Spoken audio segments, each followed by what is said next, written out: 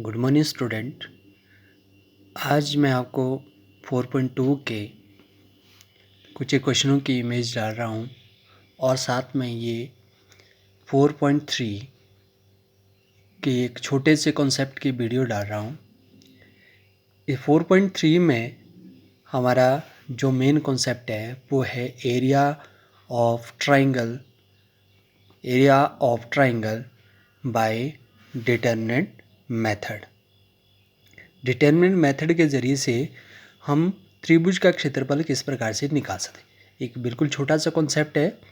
जैसे मान लेते हैं हमारे पास ये ट्राइंगल है ABC और इसमें जो इसके कोऑर्डिनेट है, ए के कोऑर्डिनेट है आपका x1 y1, बी का आपके पास x2 y2 और सी का आपके पास है x3 y3। जब हम एरिया निकालते हैं, एरिया ऑफ द ट्राइंगल निकालते हैं, तो ये इसका जो फॉर्मूला बनता है किस वे में लिखा जाता है 1/2।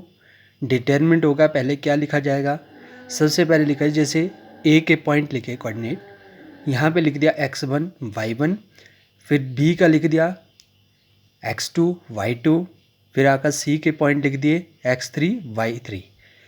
अब ये इस हिसाब से जैसे मान लेते हैं हम इस तरह से लिख रहे हैं x1 y1 x2 y2 x3 y3, ठीक है जी। तो ये आपके पास एक स्क्वायर मैट्रिक्स नहीं बनता है, तो उसको स्क्वायर मैट्रिक्स बनाने के लिए हम क्या डालते थे, जो भी आपके पास दिया होगा जैसे भी उसमें 1 1 1 और 1/2 हो जाएगा। क्लियर। तो ये मेथड है। अब एक एग्जांपल ले लेते। जैसे मान लेते मुझे यहाँ पे पूछा गया है कि आपको एरिया निकालना है जिसके कोऑर्डिनेट आपके पास ए दिया है 10 और बी आपके पास है 60 और सी आपके पास है 43, ठीक है। एरिया का फॉर्मूला लगाया तो यदि हम यहाँ पे देखें तो ये आपका x1 y1 है और ये आपका x2 y2 है और यहाँ पे x3 और y3 है। तो हम एरिया का फॉर्मूला लगाएंगे, यहाँ पे डाल देंगे जैसे x1 डाल दिया, x1 की जगह में यदि आप ऊपर देखें x1 की जगह में 1 आ जाएगा, y1 की जगह में 0 और x2 की जगह में 6 आ जाएगा, y2 की जगह में 0, x3 की जगह में 4 आ जाएगा और y3 की जगह में आ जाएगा 3। और यहाँ पे स्क्वायर मैट्रिक्स बनाने के लिए इसके साथ क्या लगाएंगे 1 1 1, ये सब के साथ ऐसा।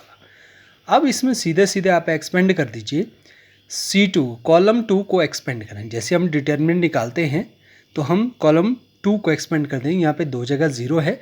यदि हम इस 3 की बात करें, इसकी जो पोजीशन है ये आपका पोजीशन है A32 पर, तो इन दोनों का जो सम बन रहा है वो ऑड बन रहा है, यानी कि 5 बन रहा है। जब स्थिति 5 की बनेगी तो इसके साथ क्या लगेगा माइनस, तो यहाँ पे हो जाएगा माइनस। जैसे मान लेते ये 1/2 पहले से था तो यहाँ पे -3 हो जाएगा।